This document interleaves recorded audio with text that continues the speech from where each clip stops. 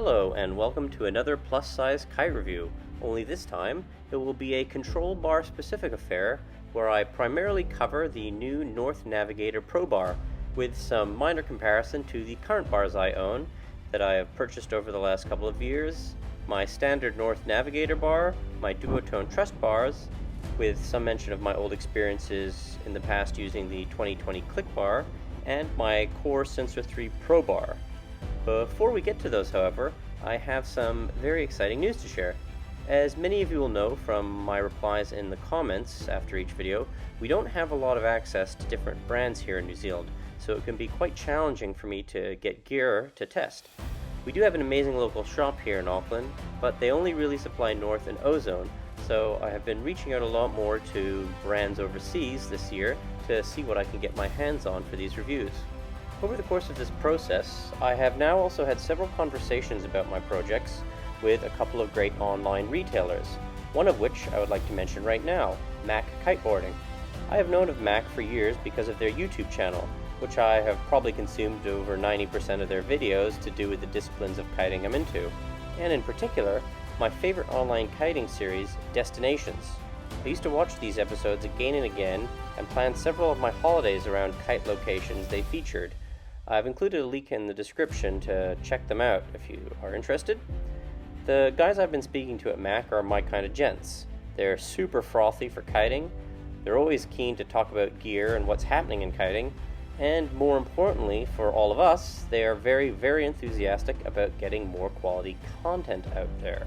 So what this means for you guys is that they're going to help to get a little bit more of the most requested gear out this way to me.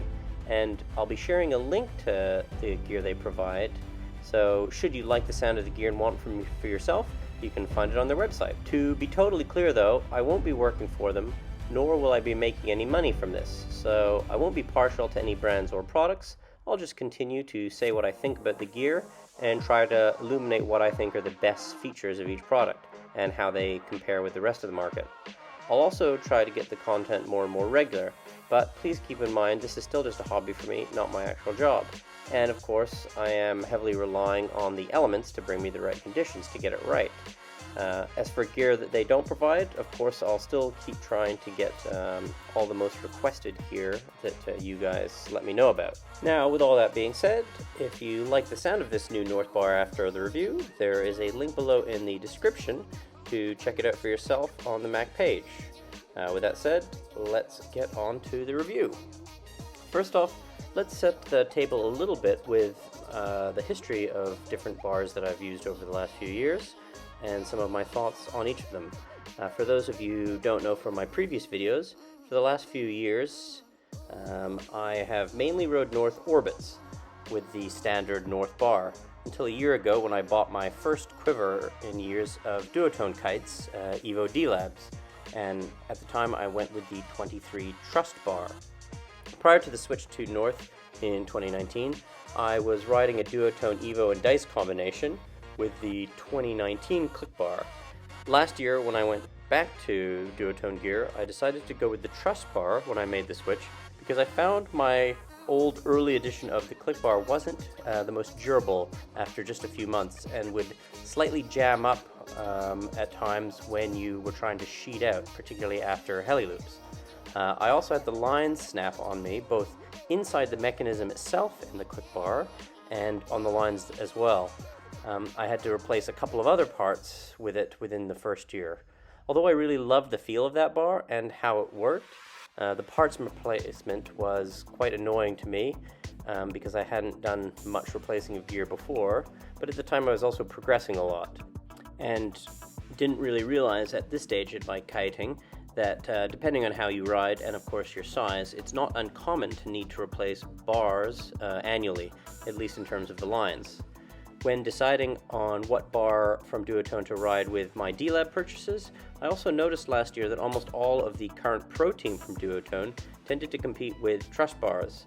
And I know many pro riders have multiple bars, so I assumed they would just be more durable and more functional for big air riding. So now, riding my modern Trust bars, one of the first things I noticed again after all the other brands bars I've been trying is just how light they are in comparison. which at first is a little bit off-putting and makes you wonder about the durability of them perhaps, but after a few sessions it really grows on you. Weight differences aside, the bar's grip is good, but a little bit slippery at times, and overall not as comfortable in the hands as my North bars were. It does perform wonderfully smoothly with a fantastic sheet in and out and no binding at all when rotating yourself or the kite multiple times. I also find the way you can reduce or increase the width of the bar a bit easier than these other brands, as they tend to jam up after a while and require some soaking to get the salt out. Whereas the Duotone ones, I find I can even do it while I'm actually in the middle of a session on the water. Overall, things were going great with this truss bar after I bought it for a few months, until a friend of mine and myself both snapped our center lines mid-air in big wind days. In both our cases, I don't think either of us were moving our V-splitter around every dozen sessions or so, something I've since been told is important to do. Recently though, I have seen online that Duotone has offered to replace truss bar lines due to this possibility. So if you have a truss bar, check out their website or perhaps contact the store you got it from for how to get yours replaced. If you follow my Instagram, you'll know that I have since swapped my truss bar lines to the Linesmith and have had no issues with them for 6 months now, and the bar feels fantastic again. My only gripe with it otherwise was that it does get wear in some areas, in particular the little plastic center part of the bar that the lines run through, and you need to replace this every 3 or 4 months if you're a big guy who rides a lot. And it's quite a challenge to get the piece in and out. It takes at least a half hour or more. On the plus side, that piece is very cheap, and the store I bought it from actually gave me replacement parts for free. So all in all, I can still say that the truss bar is overall one of my favorite bars on the market. Carrying on my history, during my long stint with North in 2021, I switched some of my smaller kites to Core XR7s, and with those got the Sensor 3 Pro Bar. These kites were only really used for super windy sessions, mainly for woosting and looping. For the most part, I really enjoyed the functionality of the bar, but I was never a huge fan of using it because of the grip it uses. There's something about it that I just don't enjoy in my hand. Also, just like my old click bar, you do need to replace components of it due to wear every 8 to 12 months, at least if you ride them like I do at my size. And unfortunately, I've found the core components the most expensive to replace here in New Zealand, particularly the lines, which cost me twice as much as other brands. As far as I'm aware, they are arguably the strongest or among the strongest factory lines on the market, but I have seen them snapped as well after about a year's use. Overall, if you live somewhere with a Core shop who can do all the part replacement for you, Core is super functional, well designed, and just a great overall bar as well, especially if the grip doesn't bother you as much as it does me. One other small downside of the Core bar, if you are trying to use it on other brands with a high V like Duotone, it doesn't maintain all of its safety functions. Now, I do see some people choose to use the Core bar with their Duotone gear, but I would warn against it. I'm told by an actual kite bar designer that there is something about the Core's flag out system that means you don't have a full flag out when you punch out your safety. So just something to keep in mind. And finally, moving on to my previous North bar, I mainly found it ideal for its simplicity. The grip itself is great. It's probably tied with Cabrina for my favorite grips on the market. And the North bars have a slightly elongated area under the fingers to make it a bit more ergonomic, something I never knew I needed until I felt it. This grip just seems a lot easier to hold on to, particularly with only one hand on the bar. The size and weight, although a little bit larger and heavier than my other bars, at the time didn't really bother me too much because I was used to it for so long. And of course, at the time, the kites I was riding were a bit heavier and slower, so it lined up a bit more with the overall feel of the bar. The bar, of course, doesn't have auto unwind, but it did have a very smooth sheet in-out motion, and more importantly, never seemed to stick at all when sheeting out after multiple heli loops or rotations in the same direction. In terms of durability, these bars were probably the best I've personally owned, and I never had any of the parts need replacing or the lines while I owned them. although I did get new ones each year, so I can't say for sure how long they might have lasted before they began to show more wear or needed parts replacement.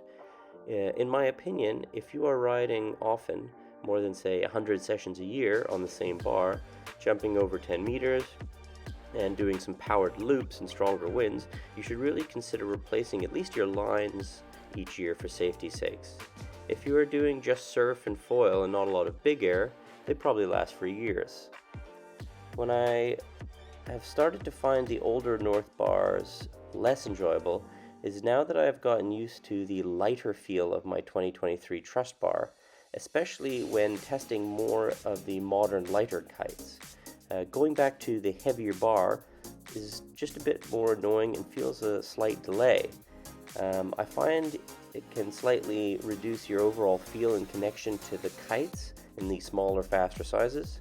I did mention this in both of the Cabrini Nitro kite reviews, that I find the lighter and faster the kites are, the lighter I seem to prefer the bars to be.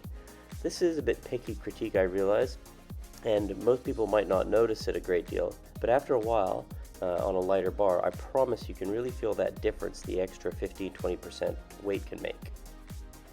So now, over 10 minutes into the video, if you have somehow managed to get this far, let's talk about the new Navigator Pro Bar. Right away in the hand, it's very similar to the North bar with functions of the auto unwind of the Cabrini bar. But as soon as you pick it up and feel it, right away you can see it's clearly lighter in hand than both of those bars. It's once again super clean and easy to use. It has all the essential functions that look like they've all been given a little bit of an upgrade. In particular, the grip still has the same fabulous characteristics of the standard bar I like, perhaps improved even a bit. And it also has that super easy to hold ergonomic shape I love.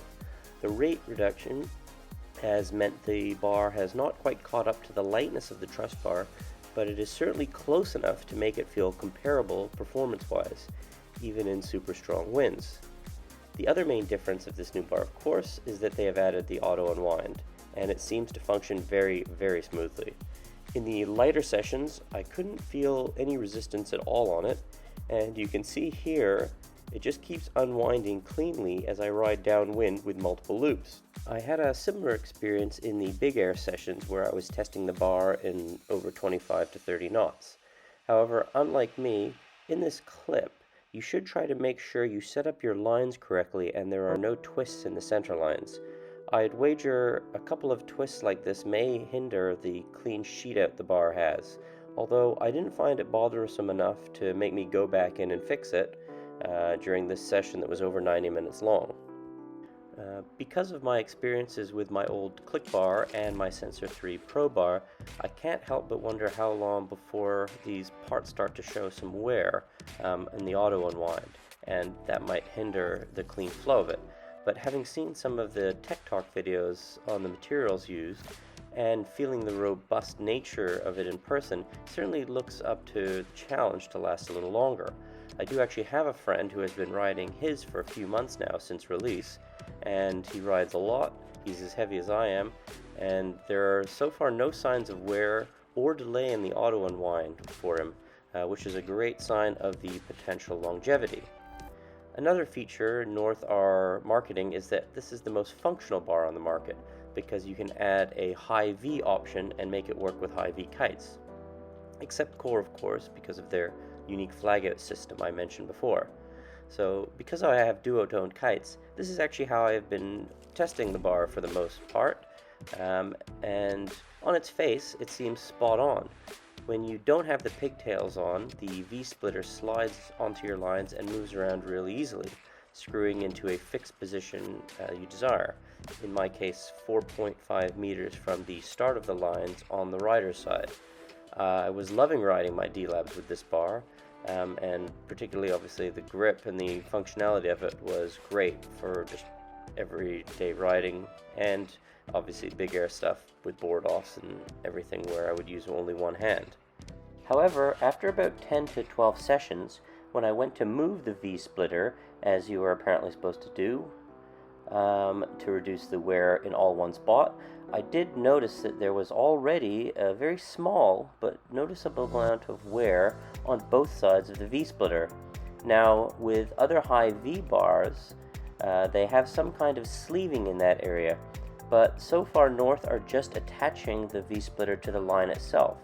So I'm not sure what this is doing to the lines and how long you can get away with it before it becomes risky. Needless to say, I took the V-splitter off to avoid causing more wear, and I did let North know about it, so we may see an update to this system in the near future.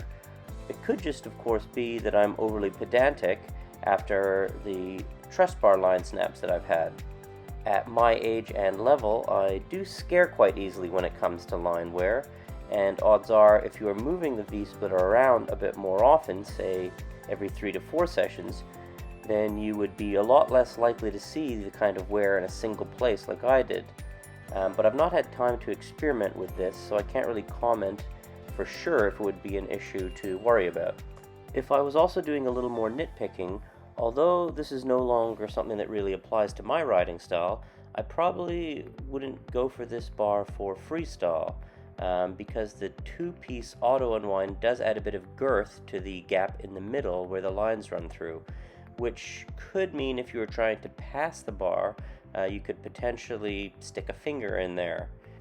Anyways, nitpicking aside, there's just so many little improvements, new features, and components to this bar, from the floaters to the new secure chicken loop and safety line attachment, that are all just tasty little bonuses.